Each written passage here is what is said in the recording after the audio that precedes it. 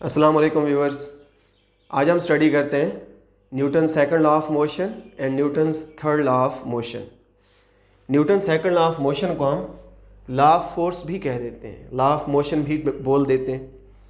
इसकी स्टेटमेंट है second law of motion की, acceleration in a body is directly proportional to applied force and acceleration in a body is inversely proportional to mass of the body.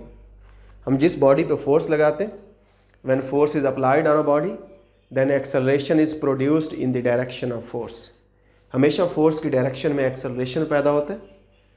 जो acceleration की magnitude है वो force की magnitude के direct proportional है, और acceleration की मैग्नीट्यूड वो मास की मैग्नीट्यूड के इनवर्स प्रोपोर्शनैलिटी में। अगर हम इन दोनों को कंबाइन कर दें, acceleration is directly proportional to force and inversely proportional to mass। इस proportionality constant को हम कोई k लिख देते हैं।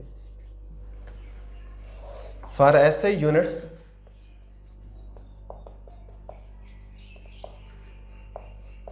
k is equal to 1।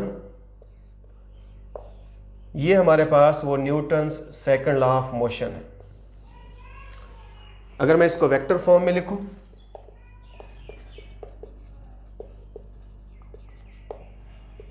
Force is equal to ma। अगर मैं फोर्स की डायमेंशन निकालूं, फोर्स की डायमेंशन है मास की डायमेंशन मल्टीप्लाइड बाय एक्सेलरेशन की डायमेंशन। कैपिटल M एक्सेलरेशन के लिए L2-2, तो फोर्स की डायमेंशन क्या आ जाएगी, ML-T-2। अगर मैं फोर्स के यूनिट्स को लिखूं,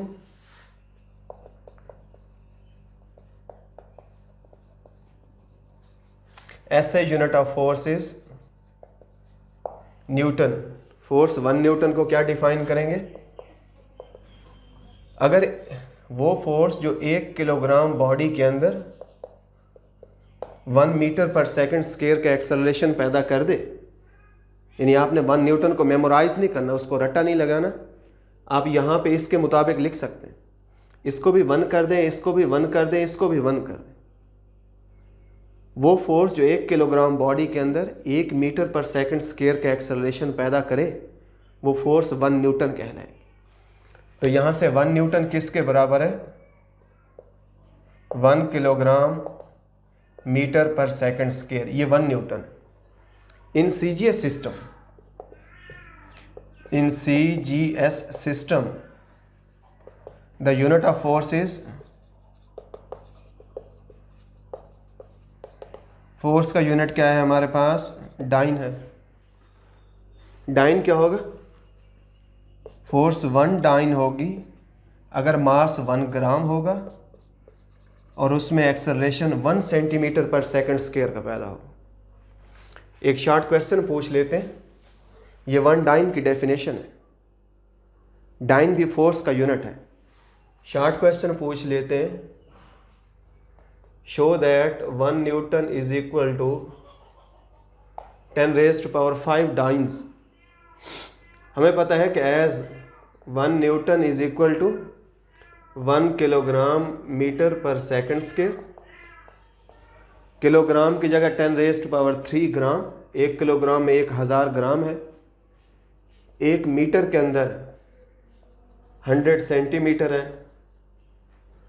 तो 1 न्यूटन किसके बराबर आएगा, gram centimetre this. 1 newton is equal to, ये देखें ये चीज़ किसके बराबर है, डाइन। तो यूँ हम कहते हैं कि 1 न्यूटन किसके बराबर है, 10⁵ डाइन्स के बराबर है। CGS सिस्टम में फोर्स का यूनिट डाइन है और सिस्टम ऑफ इंटरनेशनल के अंदर फोर्स का यूनिट न्यूटन। अगर हम Newton third law of motion को लिखें,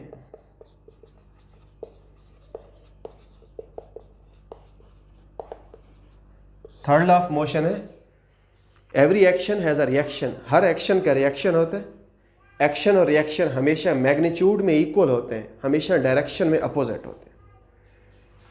कि action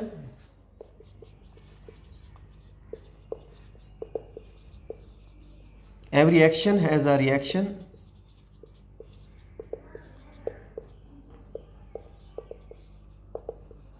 Action and reaction are equal in magnitude,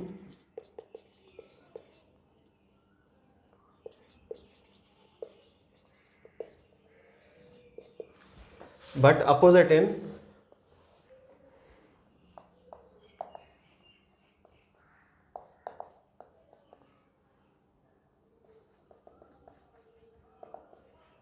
उनकी डायरेक्शन अपोजिट होती है और मैग्नीट्यूड क्या होती है हमेशा अपोजिट इन डायरेक्शन, उनकी डायरेक्शन अपोजिट है। मैं यूं कह सकता हूं कि force of action is equal to force of reaction. Negative sign लगा देता हूं कि उनकी डायरेक्शन क्या होगी, वो अपोजिट। कि एक्शन और रिएक्शन की फोर्सेस मैग्नीट्यूड में हमेशा इक्वल होंगी। एक्शन हमेशा एक बॉडी पे लगेगा, रिएक्शन हमेशा दूसरे बॉडी पे लगेगा। एक्शन और रिएक्शन कभी सेम बॉडी पे नहीं लगते। अगर कभी एमसीक्यू पूछ लें, ये उसमें करेक्ट आंसर होगा कि angle between action and reaction is 180। Action उस डायरेक्शन पे, रिएक्शन इस डायरेक्शन में। Angle between the action and force of reaction is always 180। Opposite direction में फोर्सेज होती हैं और मैग्नीट्यूड में क्या होती हैं, वो इक्वल होती हैं। तो Newton first law of motion है, इसमें Newton second law of motion है, आप इसको देखें, स्टडी करें। Newton third law of motion है, आप इसको ऑब्जर्व करें, इसको स्टडी करें, इसके एमसीक्यूज तैयार करें। अगर कहीं कोई प्रॉब्लम आता है आप क्वेश्चन पुट करें, आप मैसेज की शक्ल में आप क्वेश्चन लिखें, कमेंट करें, इंशाल्लाह आपको प्रॉपरली उसका आंसर दिया जाएगा। Thank you.